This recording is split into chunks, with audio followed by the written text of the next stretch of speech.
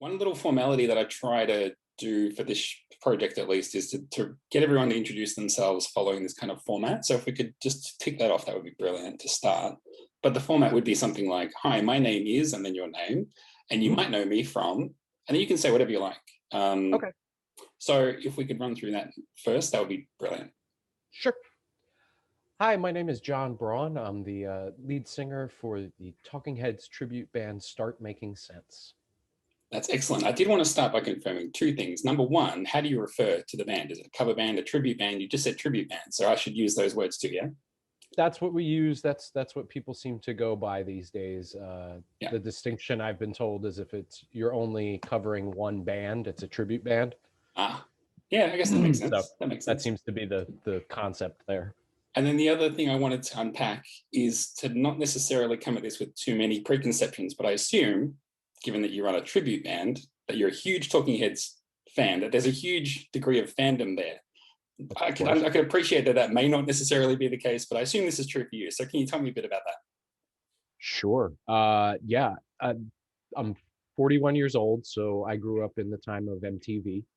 So vivid memories of seeing Burning Down the House video, the Once in a Lifetime video on heavy rotation on MTV as a youngster. So that was pretty formative.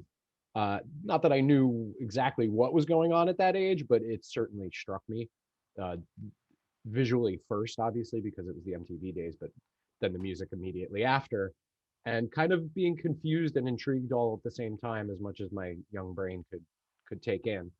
And then in my early teenage years, I fell in hard. I've been a musician all my life, so obviously the musical aspect of Talking Heads came in pretty quick in my early teen years. And I remember vividly a friend and guitar player I used to play with in high school, sitting in his car listening to Fear of Music for the first time in its entirety, the two of us, and just kind of looking at each other baffled, like, what is this? Looking at the track list and going, wait, almost every song title is one word. Did they do that on purpose? And just that was the beginning of it, and it went from there, obviously. So I guess it sounds like the various layers, you just started to unpeel layer after layer the more you explored. Yes, absolutely. And then going back, in my early 20s and having more knowledge of music and literature, and then start to see really what they were doing and how they were doing it, and then musically as well, it all started to get a lot clearer later on. But they are very layered, despite what it might look like on the surface. So that just sparked another question for me, but I want to get through a few more of these first. Obviously that sort of suggests what sparked your fandom in the band. What sparked the idea to do a tribute band? And are those two things kind of related in any way? I guess they're somewhat related, but really the tribute band started as an accident. We had all been in original bands for most of our lives, and we did a night of most of the Who's Quadrophenia and some Led Zeppelin at our local bar, just for fun. Hey, let's do a night of this. And at the end of the night, the bar owner said, "Oh, that's cool. You guys should do a different band in a month or two or something." We said, "That sounds fine. Sure. What do you think we should do?" And she said, "Why don't you do Talking Heads?" So we did. And now it's 12 years later. I So wonder. we Yeah, didn't go ahead. set out Sorry. with the intention of being a tribute band, or making this into a career or doing anything like that. It was literally supposed to be one night for fun, and it snowballed pretty quickly. Wow, that's fantastic. I Yeah. wonder over the 12 years, especially really digging in deep, getting into the idea of learning the songs and the performance, because your show is not just, we don't just cover the songs, you dress up and there's props and all kinds of other things. Was there anything that you've uncovered along the way that demystified or devalued maybe your appreciation for what was going on, as if like you've almost seen behind the curtain and you're like, oh no? No, actually, Wow. almost the opposite. The more we had to dig in, the more brilliant we realized every choice was, and how thought out everything actually was. A lot of it seems random to people, but the more we started digging in, it was everything they did was very thought out. Yeah. My favorite example is when we recreated Stop Making Sense. We were going for as much visual detail as we could. And just in watching it, I noticed that there was nothing silver on stage. All of the mic stands, drum hardware, even the grill on a microphone, which is normally silver, they had black ones instead. So that detail, that level of detail is there, and so we started digging into those things, and you start seeing them everywhere in their body of work. Is it realistic for you to go to those same kind of levels, or is it just like that's just a degree too far? Sometimes.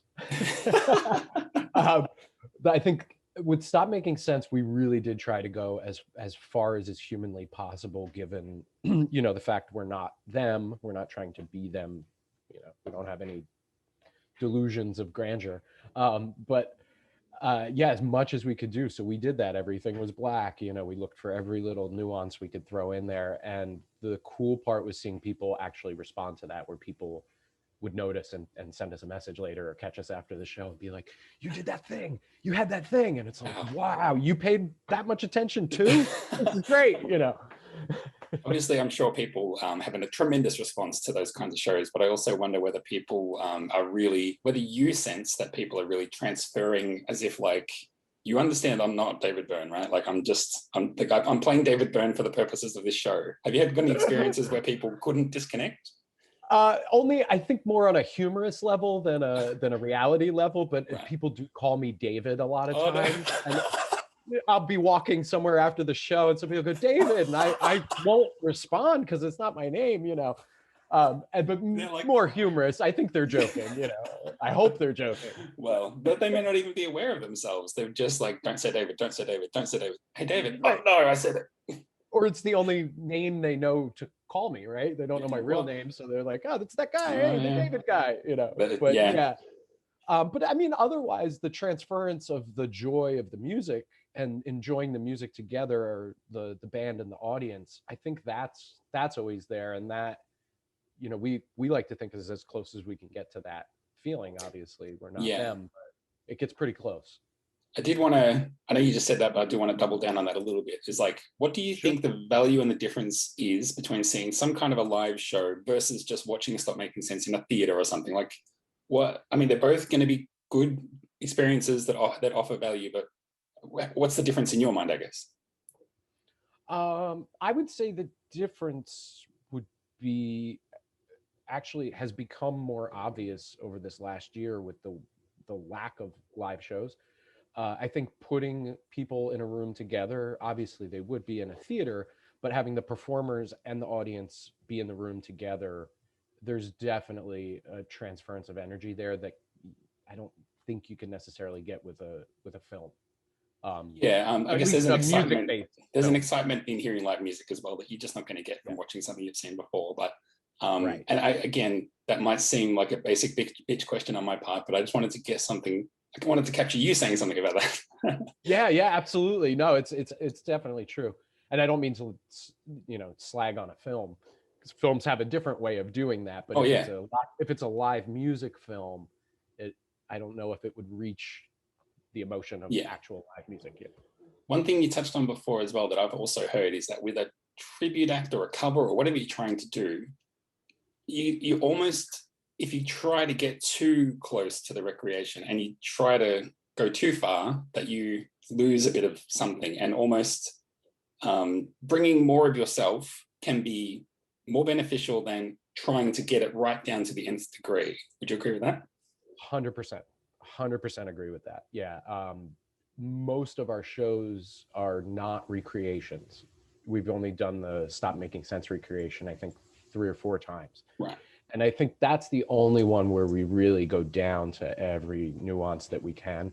The rest of it, definitely, people have even said that they enjoy the fact that we do put ourselves into it and we're not, doing every little thing to try and recreate every movement or even every note. We definitely, we can play it to a T, but sometimes we loosen it up and let it breathe and kind of move a little bit and be what we would do with it, in certain spots. So yeah, absolutely. And that makes it more fun for us too, because otherwise it's the same thing every night, right? We get to stretch out and do some different stuff. So yeah. Another one that I wanted to, again, kind of just re-ask you something we've already talked about, but so that I can get a snappy answer for it. What is a typical Start Making Sense show like? What should people kind of expect? If you say, hey, we're doing a show next month and people go, what should they expect? Fun, hopefully. A lot of people smiling and dancing and singing. Yes. That's the goal, really. That's really all we're out to do. And I mean, musically speaking, for the set list, we usually all of the hits are there.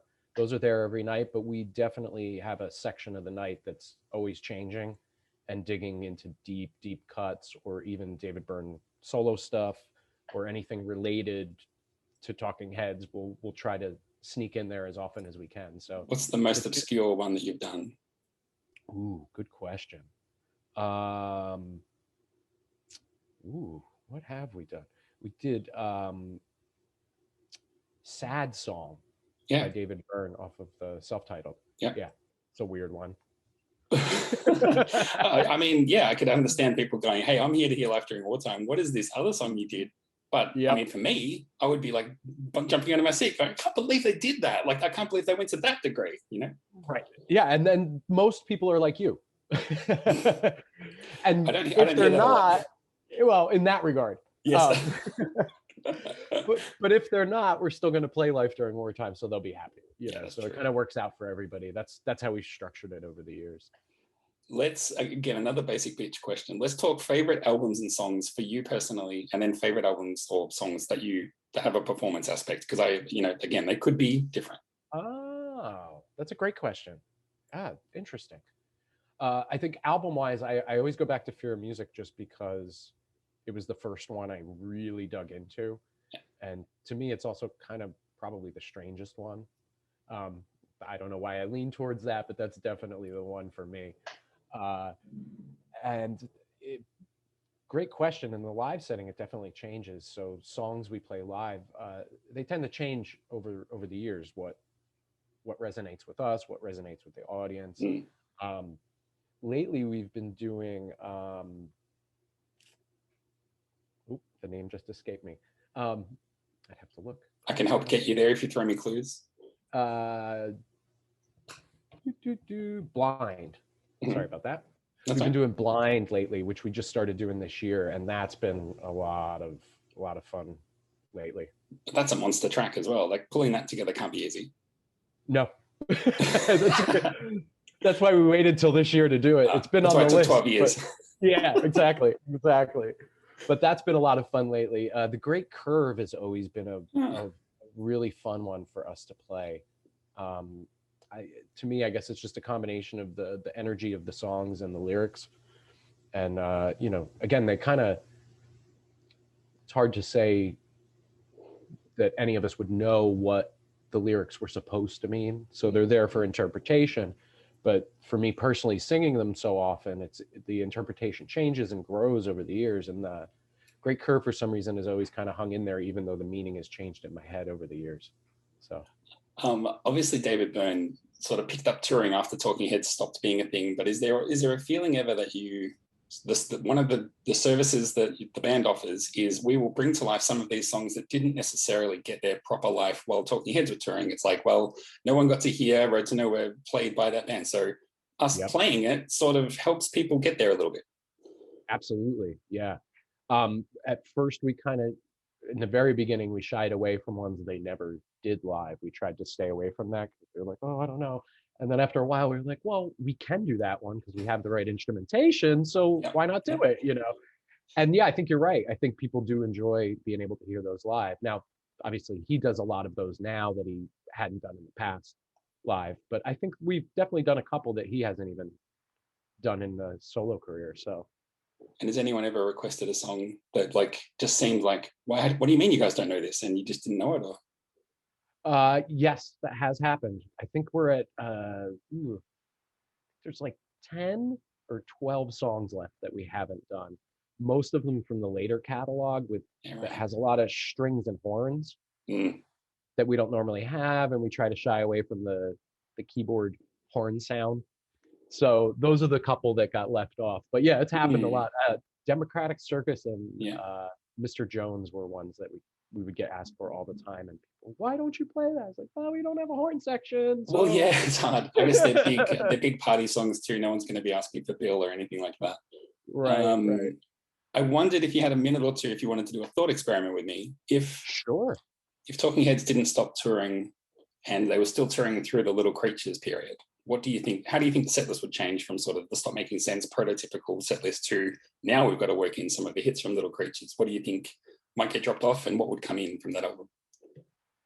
I would have a strong sense, at least from what I know, where they were mentally and emotionally around that period. I would guess that they would probably play the entire album. Really? I think they would, because I think they were kind of getting tired of Well, the yeah. whole thing anyways, and Byrne always wanting to go in different directions. I have a strong suspicion that they would just play that whole album and maybe some of the other stuff. And maybe rethink some of the old songs to be like, what we're doing now is more stripped down. So let's take the old songs, but strip them down, not play them the way we did a year ago or 2 years ago. Yep. That's Yeah, an interesting take. I could definitely see that being the approach. The obvious curly question to ask you is like, have the band members ever seen you, or what do you know what they think of what you do? So we were very close with Bernie Worrell before he passed. So he actually sat in with us a couple times. Our guitar player, John Fadum, had played with him a bunch. I had done a couple gigs with Bernie as well, so we were close with him. So we had him sit in. He loved it. He thought it was great. He got a real kick out of it.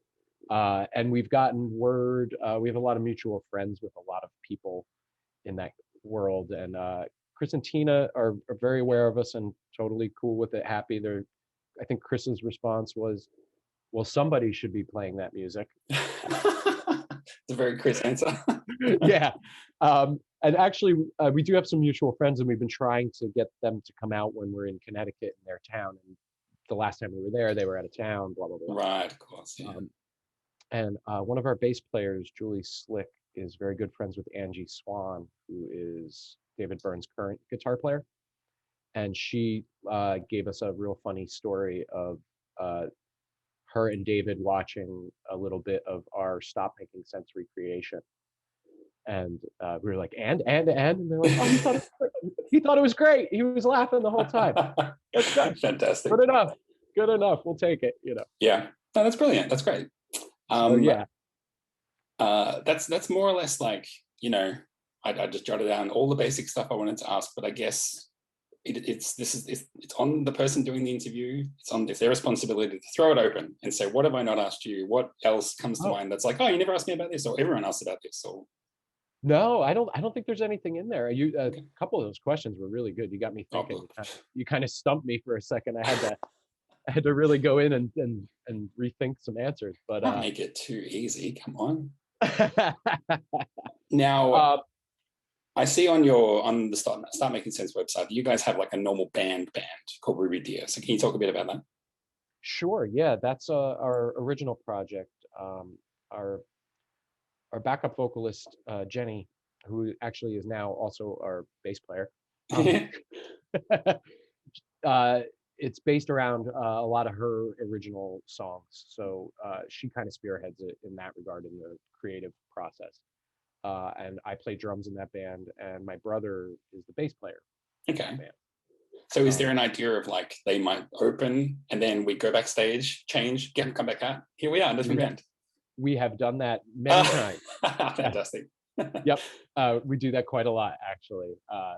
Seeing as the three of us are already there, it would be silly not to do it. So yeah, you probably get a bigger cheer when they're like, yes, now David's on stage. Yes. It depends on the night. It's always different, but no, certainly more for Start Making Sense. But we've had some really great responses with that band. Jenny's a powerhouse in everything that she does, and you know, a lead guitar player, lead singer, front woman who can throw down. People take notice. Oh yeah, I'll have to check that out. I haven't dug too deeply into that one, but I will. Yeah. As a way of just wrapping up, I guess, this formal bit, I just want to give you a chance to tell people where they should be following you. How can they find out what's going on in the future? If this has piqued someone's interest, where do they go? What do they do? Sure. StartmakingSenseBand.com is our website, and everything is there. we are working on actively booking some shows for the spring and the summer. Hopefully we can get back to our normal schedule. But we do have a lot of outdoor stuff coming up for the summer. So that, and then we're on all the social media platforms as well. And is it the same Start Making Sense Band? You can fit all Yeah, that into an Instagram handle or whatever. I think so somehow. Yeah. Somehow squeeze them all in there. Yep.